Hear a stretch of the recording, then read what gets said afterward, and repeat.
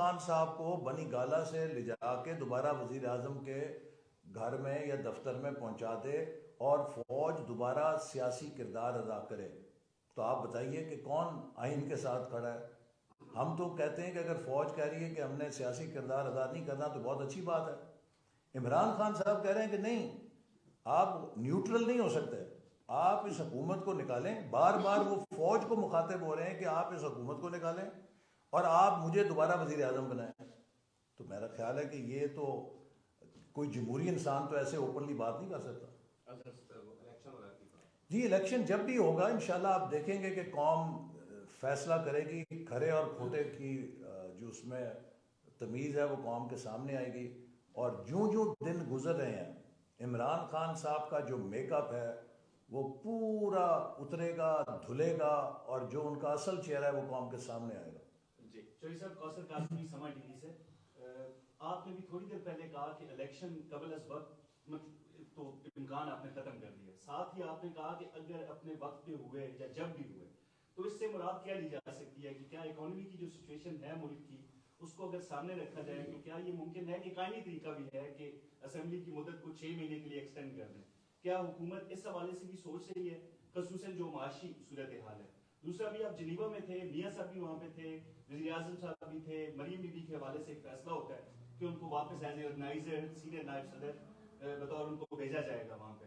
تو آپ کیا سمجھتے ہیں اس میں کیا فرق پڑے گا، اور پارٹی کے اندر جو سینئر لیڈرشپ ہے وہ اس کو کس حوالے سے دیکھ رہی ہے، کس لحاظ سے، یعنی کہ یہ بہتر ہوگا یا کوئی اختلافات ہیں پارٹی کے اندر؟ کیونکہ سوشل میڈیا پہ کچھ چیزیں سامنے آئی ہیں۔ جزوی سوال ایک اور ہوگا کہ ان کی واپسی کب تک ہو ہے جی؟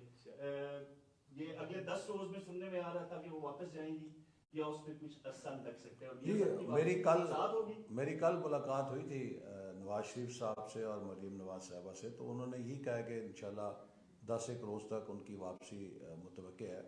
اور جہاں تک ان کا جو نیا رول ہے، میں سمجھتا ہوں کہ وہ پارٹی کے لیے مفید ہوگا، اس لیے کہ انہوں نے نہایت ہی مشکل دور کے اندر جو کردار ادا کیا اور پارٹی کو جس طرح کی ایک پبلک میں پاپولیرٹی حاصل کی، اور انہوں نے میرا خیال ہے ثابت کیا کہ جتنی میس فالوئنگ ان کے پاس ہے شاید اس وقت عمران خان صاحب کے پاس بھی نہیں ہے، تو she is an asset for the party. تو ہمیں اس سے فائدہ اٹھانا چاہیے۔ ان کی اگر نوجوانوں کے اندر مقبولیت ہے، نئی نسل کے اندر، اور اگر ان کی میسز کے اندر مقبولیت ہے تو that is an asset for the party. تو پارٹی کا فرض ہے کہ جو بھی اس کے ایسٹس ہیں ان کو بھرپور طریقے سے استعمال کرے تاکہ پارٹی دوبارہ سرگرم ہو۔ اور میں آپ کو یہ بھی بتانا چاہتا ہوں کہ ہم پوری پارٹی کی تنظیم نو شروع کر رہے ہیں، اور اب پارٹی کے نئے عہدیداروں کا بھی چناؤ ہوگا چونکہ ہماری ٹرم پوری ہو چکی ہے، اور اس کے لیے ہم ہر ضلع کے اندر جائیں گے، ہر صوبے کے اندر جائیں گے، مسلم لیگ نون کو دوبارہ ایک مقبول جماعت بنانے کے لیے عوام کے پاس اپنا پروگرام لے کے جائیں گے، اور لوگوں کو بتائیں گے کہ آج جو مہنگائی کا سامنا ہے، جس بے روزگاری کا سامنا ہے، اس کا ذمہ دار کون ہے؟ ملک کی معیشت 8 مہینوں میں تباہ نہیں ہوتی۔ ملک کی معیشت ایک بہت بڑا جہاز ہوتی ہے جس کو ڈوبتے ڈوبتے بھی 1-2 سال لگتے ہیں، اور جس کو بنتے بنتے بھی 1-2 سال لگتے ہیں۔ آج جس حالات کا ہمیں سامنا ہے، اس کی پشت کے اوپر وہ نالائکی اور نااہلی ہے۔ میں 2018 میں اپنے حلقے میں ہر جلسے میں یہ پوچھا کرتا تھا کہ اگر اپنے موٹر سائیکل کی چابی ایک اناڑی ڈرائیور کو دو گے تو کیا کرے گا وہ کہتے تھے جی اپنا کہیں بس کے نیچے آئے گا، کہیں دیوار میں مارے گا، اپنا سر بھی پھاڑے گا اور موٹر سائیکل بھی توڑے گا۔ تو خان صاحب نے اپنا سر بھی پھاڑا ہے اور ملک کی معیشت کا انجر پنجر بھی کر دیا۔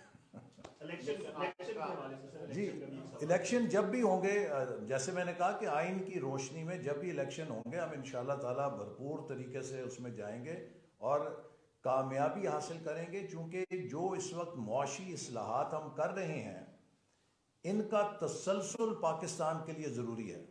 ہم وہ غلطی دوبارہ نہیں دہرا سکتے جو ہم نے 2018 میں کی ہے، اور میں سمجھتا ہوں پاکستان کے عوام ہمیں دوبارہ مینڈیٹ دیں گے تاکہ ہم جو پاکستان کی معیشت کی بحالی کا عمل ہے، جیسے ہم نے 2013 کے بعد اس کو مکمل کیا تھا، ملک کو دوبارہ چالو کیا تھا، اسی طرح لوگ ہمیں دوبارہ مینڈیٹ دیں گے کہ یہ کام جو ہے اس کو مکمل کیا جائے، اور ملک کو دوبارہ اسی طرح مستحکم کیا جائے جیسے ہم نے 2017-18 میں کیا تھا. پیچھے پیچھے جی. آپ نے ابھی سینسس کی بات کی, حکومت یہ کیوں چاہتی ہے کہ الیکشن سینسس کے بعد ہی ہو؟ نہیں, حکومت نہیں چاہتی. یہ عمران خان صاحب کاؤنسل آف کامن انٹرسٹ کے اندر فیصلہ کر کے گئے ہیں, تو حکومت کی یہ خواہش نہیں ہے. ہم اگر آئینی ملک ہیں تو council of common interest is a constitutional body, اور اس کے اندر جو فیصلے ہوتے ہیں وہ فیڈریشن کے لیے آئین کے تحت ہماری مجبوری ہے کہ ہم ان کو تسلیم کریں. تو سینسس کے ساتھ الیکشن کو اس حکومت نے ٹائی نہیں کیا. یہ عمران خان صاحب کی حکومت اور عمران خان صاحب کاؤنسل آف کامن انٹرسٹ میں نئے الیکشن کو نئے سینسس کے ساتھ جوڑ کر گئے. تو کیا آپ کو لگتا ہے اس معاشی حالت میں ہم یہ ایک سینسس افورڈ بھی کر سکتے ہیں؟ وہ سینسس تو آلریڈی ان پروگرس ہے, وہ اس لیے ضروری ہے. میں اس میں بھی آپ کو واضح کر دوں کہ جب پچھلا سینسس ہوا تھا تو اس کے اوپر سندھ کے صوبے نے اعتراض کیا تھا کہ اگر ڈیولپمنٹ پورٹ فولیو تھوڑا ہے تو وہ منصوبوں کے لیے اتنے وسائل دیے جائیں کہ وہ بر وقت مکمل ہو جائیں. تو اس لیے اگر میں وہاں پر گیا اور ہم نے کہا کہ وہاں فنڈ دیں گے تو ہم ان پہ کمیٹڈ ہیں, لیکن یہ ممکن نہیں ہے کہ جو سیاسی طور پہ انہوں نے منصوبے شروع کیے تھے 2-2 4-4 آنے دے کے صرف فیتیاں کاٹنے کے لیے, ان کا الزام آپ ہمیں دیں. وہ صوبائی ایک پروجیکٹ ہے نا, وہ صوبائی نہیں, وہ اس لیے کہ وہ جو پنجاب حکومت کا پروجیکٹ ہے اس کو پنجاب حکومت ہی فنڈ جاری کر سکتی ہے. ایسا صاحب آپ نے گزشتہ روز بھی اور آج بھی اپنی خطاب میں یہ کہا کہ جو پاکستان کے حالات ہیں اس کی بڑی ذمہ داری جو سیاسی عدم استحکام اور پالیسیز کا عدم تسلسل ہے اس کی وجہ سے ہے. لیکن آپ کے وزراء کے بیانات دیکھیں تو وہ تو سیاسی عدم استحکام کو اور ہوا دے رہے ہیں, تو اس کو بہتر کرنے کے لیے آپ کیا کریں؟ دیکھیے, ہم تو پرائم منسٹر نے ہمیشہ یہ کہا ہے کہ ہم ملک کے اندر اسٹیبلٹی چاہتے ہیں.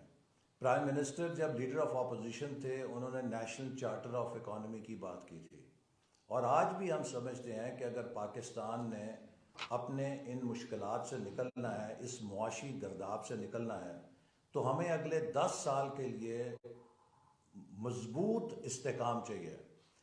وہ استحکام اس لیے چاہیے کہ جو معاشی پالیسیاں ہیں انہیں کم از کم 10 سال کا تسلسل چاہیے ہوتا ہے.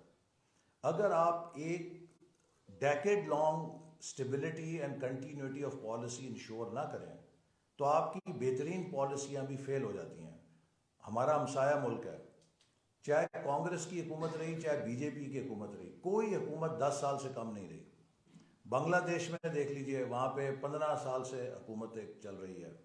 اسی طرح ٹرکی میں, ملیشیا میں, چائنا میں, ساؤتھ کوریا میں, جاپان میں, سنگاپور, جس ملک نے ترقی کی ہے اس نے پولیٹیکل سٹیبلٹی اور کنٹینیوٹی آف پالیسی کو یقینی بنایا. اقتصادی ترقی ٹیسٹ میچ ہے, یہ T20 یا T10 کا میچ نہیں ہے. T20 کے اندر آپ تکے کے ساتھ جیت سکتے ہیں, ٹیسٹ میچ کے اندر آپ کی کوالٹی کا امتحان ہوتا ہے اور آپ کو اس کے لیے پیشنس چاہیے, ٹیمپرمنٹ چاہیے. تو ہمیں بھی اب اگر ہم واقعی دنیا میں واپس آنا چاہتے ہیں, کتنے ملکوں کو ہم موقع دیں گے کہ وہ ہمیں پیچھے چھوڑ جائیں؟ ہر ملک جو ہم سے پیچھے تھا, چاہے وہ کوریا تھا, چاہے وہ چائنا تھا, چاہے وہ ملیشیا تھا, چاہے وہ تھائی لینڈ تھا, چاہے وہ ویتنام تھا, چاہے وہ بنگلہ دیش تھا, چاہے وہ بھارت تھا, پچھلے 50 سالوں میں ہمیں وہ ٹیک کر گئے ہیں. اس لیے کہ ہم اس سیاسی جو ایک چٹ پٹی کھیل ہے اس سے نہیں نکل رہے. ہمیں ایک اکنامک نیشن بننا ہے اور اس کے لیے ہمیں کنسنسس کی ضرورت ہے. ہم آج بھی عمران خان صاحب کو دعوت دیتے ہیں کہ وہ اسمبلی کے اندر آئیں, اگلے الیکشن کے لیے انتخابی اصلاحات کے پیکج کے اوپر اتفاق کریں تاکہ اگلا الیکشن غیر متنازع ہو. پاکستان ایک متنازع الیکشن سے ایک نئے سیاسی بحران کا متحمل نہیں ہو سکتا. تو لہٰذا ہمیں ملک کے اندر پولیٹیکل سٹیبلٹی کے لیے کنسنسس کرنا چاہیے. ملک کی معاشی سمت کو درست کرنے کے لیے بنیادی معاشی پالیسیوں کے اوپر کنسنسس کرنا چاہیے. اگر یہ کنسنسس نہیں ہوگا تو پھر ہمیں کسی دشمن کی ضرورت نہیں ہے. ہم خود ایک دوسرے کے ساتھ لڑتے جھگڑتے ملک کو مزید نیچے لے جائیں گے. تو اس وقت کولیبریشن کی ضرورت ہے, پازیٹیو سینرجی کی ضرورت ہے, اور سب کو اپنے اپنے حصے کا کردار ادا کرنے کی ضرورت ہے. جی وقاص, ادھر وقاص میں 24 سے اور میرا ووٹر کی آپ کے حلقے کو. سر سوال آپ سے یہ ہے کہ آپ نے کہا کہ خوشی کا اظہار کیا ہے کہ پرویز لائی نے اسمبلی ڈسالو کر دی ہے. حالانکہ جو آپ مسلم لیگ نون کی خاص طور پہ جو فرسٹریشن ہے وہ اس کے برعکس ہے. حقیقت یہ ہے نہ تو آپ اور نہ ہی آپ کے اتحادی الیکشن میں جانا چاہتے ہیں, وہ خواہ اسلام آباد کے بلدیاتی الیکشن ہوں یا سندھ کے بلدیاتی الیکشن ہوں, مرکز کے تو وہ ویسے نہیں اب جانا چاہ رہے. تو آپ کیا سمجھتے ہیں جس اسٹیبلٹی کی آپ بات کر رہے ہیں, وہ پولیٹیکل اسٹیبلٹی ہو یا اکنامک اسٹیبلٹی ہو, وہ بغیر الیکشن جا سکتی ہے؟ ایم کیوں آپ سے ناراض ہے؟ اگر کل کو صدر صاحب نے ووٹ آف کانفیڈنس کا کہہ دیا تو کیا کریں گے؟ اور دوسرا سر ایک اس سے جزوی سوال یہی ہے, جب آپ اپوزیشن میں ہیں تو آپ اکثر فلائی مخلوق کا اور محکمہ زراعت کا ذکر کرتے رہتے تھے کہ وہ ہمارے پیچھے لگے ہوئے ہیں. آج آپ پاور میں ہیں تو آج کل فلائی مخلوق کدھر ہے؟ آپ کے پیچھے ہے, ساتھ آگے چلی گئی ہے؟ دیکھیے, آپ کے آخری سوال کا پہلے جواب دوں.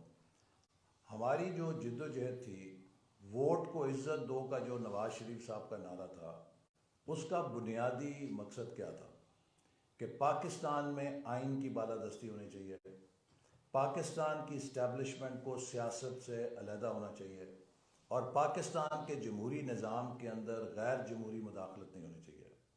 آج اگر ہمارے فوج کی قیادت یہ کہہ رہی ہے کہ ہم نے یہ فیصلہ کیا ہے, سوچ سمجھ کے فیصلہ کیا ہے کہ ہماری سیاسی مداخلت سے فائدہ نہیں ہوتا, نقصان ہوتا ہے, اور ہم خود کو سیاست سے علیحدہ غیر جانبدار رکھنا چاہتے ہیں, تو کیا یہ ووٹ کو عزت دو کے نعرے کی جیت نہیں ہے؟ یعنی کہ اگر آج ملک کی جو عسکری قیادت ہے وہ یہ کہہ رہی ہے کہ ہم نے خود کو سیاست سے لا تعلق کر دیا ہے, تو یہی تو ہم چاہتے تھے, تو یہ تو اچھی بات ہے, تو اس کی ہم تعریف کرتے ہیں. اس کے بالمقابل عمران خان صاحب یہ کہہ رہے ہیں کہ فوج سیاست کے اندر دوبارہ مداخلت کرے, وہ اس حکومت کو نیچے کی کورٹس کے اوپر اثر انداز ہو کے ٹرائل کو کرائیں. ہر کورٹ جو ہے وہ سوورن ہوتی ہے. جو لوگ عدالتی نظام جانتے ہیں انہیں معلوم ہے کہ ہر کورٹ جو ہے وہ ایک سوورن کورٹ ہے, اور تبھی جو اپیل کا نظام ہے وہ آپ کارآمد کر سکتے ہیں کہ جب ایک کورٹ آزادانہ فیصلہ کرے پھر اس کے خلاف اپیل ہوتی ہے. لیکن اگر ماتحت عدالت جو ہے وہ ہائر عدالت کے اثر میں فیصلے کرے گی تو اس کی پھر اپیل کرنے کا تصور ہی ختم ہو جاتا ہے نا. تو یہ ساری چیزیں جو ہوئیں 2017-18 میں, جو ثاقب نثار صاحب کی قیادت میں پاکستان میں سرکس لگا عدالتی نظام کا, آج اس کے ہم خمیازہ بھگت رہے ہیں نا. کہ آج اگر سی پیک تباہ ہوا ہے, وہ میں 2017-18 کی آپ کو بات بتاؤں کہ امریکہ, برطانیہ, یورپ, جاپان, ہر سفیر مجھے آ کے ایک سوال کرتا تھا کہ ایکسلنسی بتائیے ہمارے ملک کی کمپنیاں سی پیک کے تحت پاکستان میں کہاں سرمایہ کاری کر سکتی ہیں, how can we be part of CPEC. پوری دنیا سمجھتی تھی کہ پاکستان کے ہاتھ میں کوئی میجک فارمولا آ گیا ہے, اب یہ چل پڑا ہے. آج ہم ان ملکوں کے آگے جا کے منتیں کر رہے ہیں, پیسے مانگتے پھر رہے ہیں. کون ذمہ دار ہے اس سینٹیمنٹ کو تباہ کرنے کے لیے؟ نواز شریف صاحب کو اگر نہ نکالا جاتا اور ان پالیسیز کا تسلسل جاری رہتا تو آج ہم سی پیک کے ذریعے اربوں ڈالر کی سرمایہ کاری پاکستان میں لا چکے ہوتے. آج پاکستان مختلف شکل میں ہوتا. تو لہٰذا نواز شریف صاحب کے ساتھ جو بھیانک کھیل کھیلا گیا وہ ان کی ذات کے ساتھ نہیں کھیلا گیا, وہ پاکستان کے ساتھ کھیلا گیا, پاکستان کی معیشت کے ساتھ کھیلا گیا. اب پاکستان میں ماں سوائے جو پی ٹی آئی کے چند روبوٹس ہیں کہ جن کے سمن بکمن اومیون فہم لا یرجعون والی مثال ہے کہ نہ وہ آپ سے مکالمہ کر سکتے ہیں, نہ وہ آپ سے دلیل پہ بات کر سکتے ہیں, وہ بس ان کے چہروں پہ اور وہ عقلوں پہ مور لگی ہوئی ہے عمران خان کی, تو ان کو چھوڑ دیں. لیکن کوئی نیوٹرل آدمی ہے وہ یہ بات جان گیا ہے کہ پچھلے کھیل کے اندر کتنا جھوٹ لوگوں کو فیڈ کیا گیا, صرف اس ہماری حکومت کو 2018 میں نکالنے کے لیے کتنا جھوٹ اور نفرت لوگوں کے اندر زہر گھولا گیا. آج اس کی اصلیت آ گئی ہے سامنے, اور اسی لیے لوگ جو ہیں اب ان کی آنکھیں کھل گئی ہیں اور وہ حق جان گئے ہیں, وہ سچ جان گئے ہیں, اور اب اس جھوٹ پہ اثر نہیں, لوگ بلیو نہیں کر رہے. سر وسیم کاظمی نام کی نیوز سے ابھی آپ نے اوورسیز پاکستانیوں سے اپیل کی, 2-3 حوالوں سے اپیل کی کہ وہ پاکستان کی معاشی حالت کے لیے تعاون کریں. تو آپ کیا سمجھتے ہیں کہ موجودہ سیاسی عدم استحکام کو دیکھتے ہوئے کیا اوورسیز پاکستانی اس پر اعتماد کریں گے اور موجودہ حکومت کریں گے؟ بالکل ان کا ملک ہے. دیکھیے اگر پاکستان کو اس معاشی بحران سے نکالنے کے لیے سعودی عرب $2 ارب فالتو ڈال سکتا ہے, اگر UAE $1 ارب فالتو اسٹیٹ بینک میں ڈال سکتا ہے, تو کیا یہ پاکستانیوں کا حق نہیں ہے کہ وہ کہیں جی ہم $5 ارب ہم اور بڑھا دیتے ہیں اپنے ڈپازٹس پاکستان کے اندر, ہم ہنڈی سے نہیں ہم بینکوں کے ذریعے بھیجیں گے. دیکھیے کہ UAE جو ہے وہ بینکوں کے ذریعے آپ کے ملک کے ڈپازٹس کرے, لہٰذا سب سے پہلے یہ ہماری ذمہ داری ہے. تو میں اپیل کروں گا اپنے پاکستانی بہنوں اور بھائیوں سے کہ آپ اپنے ڈپازٹس چند روپے کے لالچ کی خاطر ہنڈی حوالہ سے بھیجنے کی بجائے بینکنگ چینل سے بھیجیں, تاکہ آپ پاکستان کے ریزروز کو بلڈ کرنے میں اپنا کردار ادا کریں. پاکستان کو پاکستانیوں نے بنانا ہے. ہم شکر گزار ہیں اپنے دوست ممالک کے کہ وہ اس مشکل میں ہمارا ساتھ دے رہے ہیں, لیکن سب سے پہلا حق تو یہ ہمارا بنتا ہے نا, ہم سب پاکستانیوں کا ہے کہ ہماری جو ریمیٹنس ہے وہ بجائے ہنڈی اور حوالے کے جانے کے وہ بینکنگ چینل سے جائے, تاکہ اس کا ہمارے ملک کو فائدہ ہو.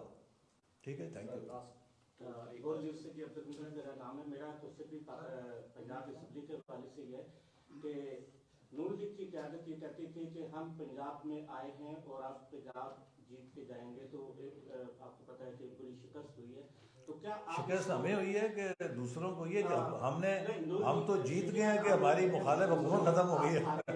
تو میرا سوال یہ ہے کہ آپ اس کا ذمہ دار رانا سنالو کو سمجھتے ہیں یا کسی اور؟ میرے بھائی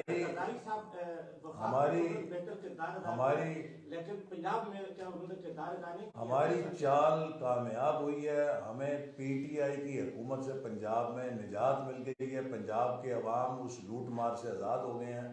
اس میں آپ کو شکست نظر آتی ہوگی, مجھے اپنی فتح نظر آتی ہے. سر دنیا کا کراچی کے حوالے سے کرنسی جو دن بدن تبدیلی کا شکار ہے اس حوالے سے بتا دیں, اور انڈسٹری کے حوالے سے بڑی جی نہیں کوئی وہ انشاءاللہ ٹھیک ہو جائے گی. یہ ایک ٹیمپرری, چونکہ ہمیں فورن ایکسچینج مینجمنٹ کرنی پڑی زر مبادلہ کے ذخائر کو مینج کرنے کے لیے. اب آہستہ آہستہ جو زر مبادلہ بلڈ ہوگا وہ ریلیکس ہوتا جائے گا. میں صرف یہ کہنا چاہتا ہوں کہ دیکھیے اگر ہم نے پاکستان کو بچانا ہے تو 2 چیزوں کے جو وائرس ہیں ان سے ہمیں ملک کو نکالنا ہے. ایک سٹہ بازی, یہ جو ڈالر کا کرائسس ہے اس میں آدھا حصہ ان لوگوں کا ہے کہ جو اس موقع سے فائدہ اٹھا کے سٹہ بازی کر رہے ہیں, اور جو لوگ سٹہ بازی کر رہے ہیں وہ اپنی دھرتی مجھے بنا دے کہ عمران خان صاحب کا ویژن تھا اور یہ ایک منصوبہ ہے جو ہم نے فلاں شہر میں فلاں جگہ کھڑا کیا ہے جسے ہم نے مکمل کیا ہے, تو میں تائب ہو جاؤں گا. سوائے بربادی کی نشانیاں, سوائے مہنگائی کی نشانیاں, سوائے کرپشن کی نشانیاں, سوائے تحفے بیچنے کی نئی سائنس کے کس طرح بیرونی تحفے آپ بیچتے ہیں, اس کے علاوہ آپ نے کیا کیا ہے؟ تو اس لیے اس وقت قوم کو سیاسی لڑائیوں میں نہ الجھائیں. اس وقت پاکستان کے سامنے صرف ایک ہی ایجنڈا ہے کہ ہم ان بحرانوں سے کیسے نکلیں, ہم کس طرح اپنی معیشت کے جو سوراخ ہیں ان کو بند کریں, ہم کس طریقے سے ملک کو دوبارہ اسی مقام پہ لائیں جہاں 2017 اور 2018 میں کھڑا تھا, ہم کس طرح CPEC کو دوبارہ چالو کریں, اس کو اپنے پیروں پہ کھڑا کریں, ہم کس طرح انویسٹرز کا کانفیڈنس ریسٹور کریں, ہم کس طرح پاکستان کی پیداواری صلاحیت کو چالو کریں, ہم کس طرح اپنے نوجوانوں کو بہترین سکلز دیں. ہم نے ایک بڑا انیشیٹو شروع کیا ہے جس کے ذریعے ہم نوجوانوں کو 1 لاکھ نوجوانوں کو انفارمیشن ٹیکنالوجی کی جدید سکلز دیں گے, اور اس کے ساتھ ساتھ 1 لاکھ نوجوانوں کو ووکیشنل سکلز دیں گے. اس وقت یورپ میں, مشرق وسطیٰ میں ٹیکنیکل سکلز کی ضرورت ہے, اور جو نوجوان ہمارے بے روزگار ہیں ان کو ووکیشنل ٹریننگ کے ذریعے ہم سرٹیفائڈ ٹریننگ کے پروگرامز دیں گے جس سے کہ ہماری ہیومن ریسورس ایکسپورٹ ہو سکے گی, ان کو اچھا روزگار ملے گا اور ان کی جو معاوضہ ہے اس میں کئی گنا اضافہ ہو سکے گا. تو ہماری ترجیح یہ ہے کہ ہم نے پاکستان کے ایکسپورٹ پوٹینشیل کو کیسے بڑھانا ہے, پاکستان کے اندر ڈالرز کا انفلو کیسے لے کر آنا ہے, پاکستان کے پیداواری صلاحیتوں کو کیسے دوبارہ کمپیٹیٹو بنانا ہے, وہ جو ویژن 2025 تھا اس کو دوبارہ کیسے ہم نے ایکٹیویٹ کرنا ہے تاکہ ہم دوبارہ ترقی کی طرف چلیں. اور ہمیں اس کام میں اتنے ہم مصروف ہیں کہ ہمارے پاس گالی گلوچ کا جواب دینے کے لیے ٹائم نہیں ہے. Thank you sir. One by one دی ایک کوشچن ہم اس سائڈ سے لیں گے, اس سائڈ سے پھر اس کے بعد جی اسٹارٹ کریں. قاسم اقبال صاحب, جو پنجاب اسمبلی میں جو ہوا اس میں کلیئرلی عمران خان صاحب جیتے ہیں PMLN سے. ایک جو کانٹیسٹ تھا وہاں پہ آپ چاہ رہے تھے کہ وہاں پہ اسمبلی نہ ٹوٹے, انہوں نے کہا میں اسمبلی توڑ کے دکھاؤں اور وہ انہوں نے ڈیلیور کیے. اب آپ یہ بتائیں کہ یہ بہت بڑی پنجاب جو ہارٹ لینڈ ہے جہاں پہ آپ کی پارٹی بیسڈ ہے, یہ عمران خان کی بہت بڑی فتح ہے. آپ اس کو کوئی بھی شوگر کوٹڈ ورڈز میں ڈالیں, لیکن جو ہوا وہ آپ کے سامنے ہے اور بہت بڑا یہ ڈیزاسٹر بھی آپ کی پارٹی اور پولیٹکس کے لیے. لیکن امپورٹنٹ بات یہ کہ آپ اس کو کیسے دیکھتے ہیں, اور یہ کہ اس پورے پروسیس میں جو PMLN کی جو لیڈرشپ ہے وہ کہاں پہ تھی؟ دیکھیے آپ مجھے بتائیے کہ جو پاکستان کا سب سے بڑا صوبہ ہے اس میں ہماری ایک مخالف حکومت قائم کی گئی جسے 2018 کا PMLN کا مینڈیٹ چرا کے بنایا گیا. 2018 میں پنجاب کا مینڈیٹ PMLN کو ملا تھا, اسے چرایا گیا اور PTI کی حکومت مسلط کی گئی.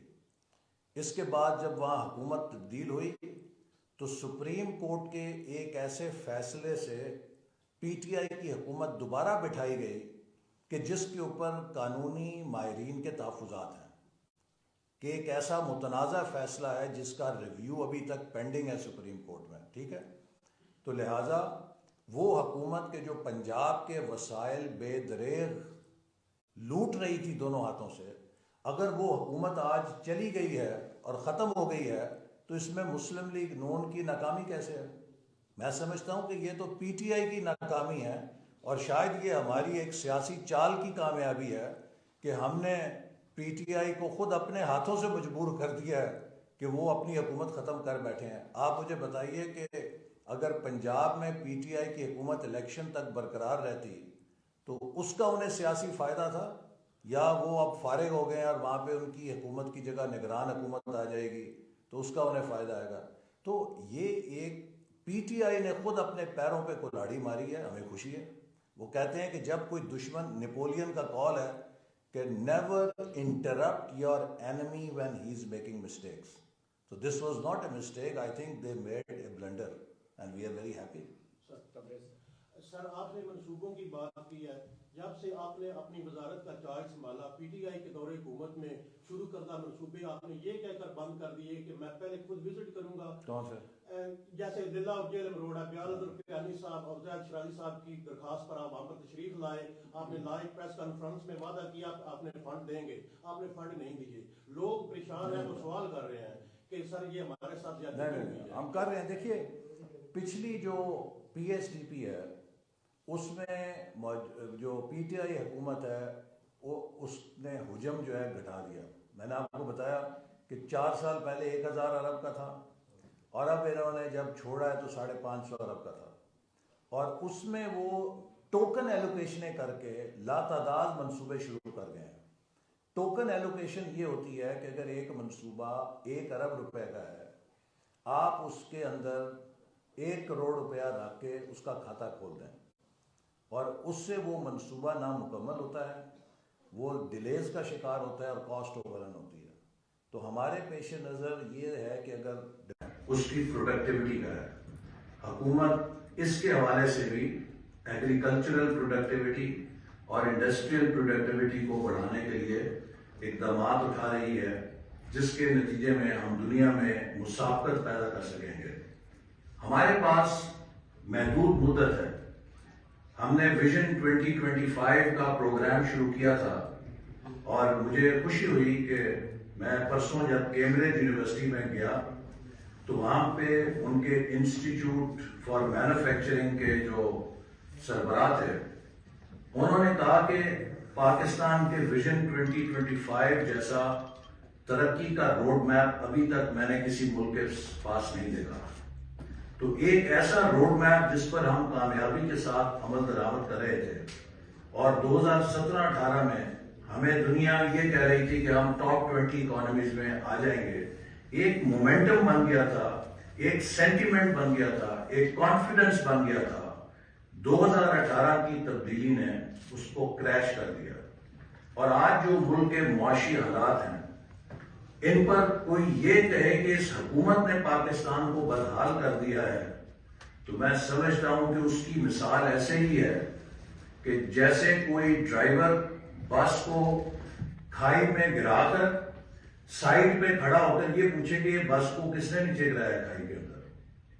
جو لوگ اپنی ناتجربہ کاری سے اس ملک کے اوپر مسلط ہوئے اور انہوں نے ایک ہنستے بستے چلتے ملک کو کریش کر کے بدترین معاشی بحران میں شکار کر دیا، آج ہمارے معاشی بحران کی 2 وجوہات ہیں جن سے ہم ابھی تک نکل نہیں سکے۔ پہلی وہ ڈیویلیویشن جو بغیر سوچے سمجھے کی گئی، اس نے ملک کے اندر مہنگائی کی لہر برپا کی، اور اسی سے جڑا ہوا وہ IMF کا معاہدہ کہ جس پر پچھلی حکومت دستخط کر کے گئی، جس میں کہ نہایت سخت شرائط کو انہوں نے تسلیم کیا، اور اب ہمارے پاس ان شرائط سے فرار نہیں ہے۔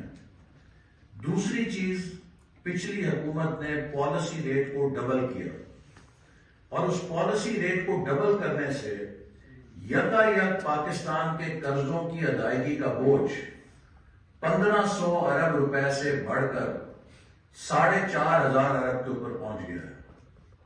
اب یہ جو 3000 ارب کا 5 سالوں میں اضافہ ہوا ہے قرضوں کی بوجھ میں، اس کو ادا کرنے کے بعد پاکستانی معیشت میں اتنی سکت نہیں ہے کہ وہ ترقیاتی منصوبے چلا سکے۔ 2018 میں ترقیاتی بجٹ 1000 ارب تھا، 2022 میں جب ہم دوبارہ آئے ہیں تو وہ سکڑ کر 550 ارب رہ گیا تھا، اور حکومت کے اقتدار سنبھالنے سے 10 روز قبل 1 اپریل کو وزارت خزانہ نے کہہ دیا تھا کہ آخری سرمائی کے لیے وہ ڈیولپمنٹ بجٹ کی قسط جاری نہیں کریں گے۔ میں عمران خان صاحب سے بھی اور ان کے معاشی ٹیم سے یہ سوال پوچھنا چاہتا ہوں کہ جو آج ہمیں الزام دیتے ہیں، وہ یہ بتائیں کہ اگر اتنے بھرے ہوئے خزانے کو چھوڑ کر گئے تھے تو 1 اپریل کو وزارت خزانہ نے پاکستان کی تاریخ میں پہلی دفعہ کیوں آخری سرمائی کے لیے 1 روپیہ جاری کرنے سے انکار کر دیا تھا، اور کہا کہ جی ہمارے پاس پیسے ہی نہیں ہیں، ہم کہاں سے پیسے دیں؟ تو پاکستان کو کنگال کر کے جو لوگ گئے، آج اگر وہ اس حکومت کو کسی قسم کا الزام دیں تو یہ الٹا چور کوتوال کو ڈانٹے کی مثال ہے، کیونکہ آج تو یہ حکومت دن رات اس آگ کو بجھانے میں لگی ہوئی ہے کہ جس میں ملک کو جھونک دیا گیا۔ وزیر اعظم کبھی چین کے ساتھ، کبھی سعودی عرب کے ساتھ، کبھی UAE کے ساتھ، کبھی ادھر کبھی ادھر۔ ہمیں بھاگنے کا شوق نہیں ہے، ہم ان کانٹوں کو چگ رہے ہیں، ہم ان بارودی سرنگوں کو ڈیفیوز کر رہے ہیں کہ جن کو پچھلی حکومت لگا کر گئی، اور یہ ہمارا کام ہے، ہماری ذمہ داری ہے کہ نہ صرف یہ کہ ہم یہ راستہ صاف کریں بلکہ ترقی کے دوبارہ راستے کو شروع کر کے جائیں۔ تو اس لیے میں سمجھتا ہوں کہ اس وقت یہ وقت پاکستان میں عدم استحکام پیدا کرنے کا نہیں ہے، یہ وقت پاکستان میں کولیبریشن کا ہے، یہ وقت پاکستان میں یکجہتی کے مظاہرے کا ہے، یہ وقت سب پاکستانیوں کو ایک دوسرے کے ساتھ کندھا ملا کے ملک کو ایک مضبوط معیشت میں ڈھالنے کے لیے اپنا کردار ادا کرنے کا ہے۔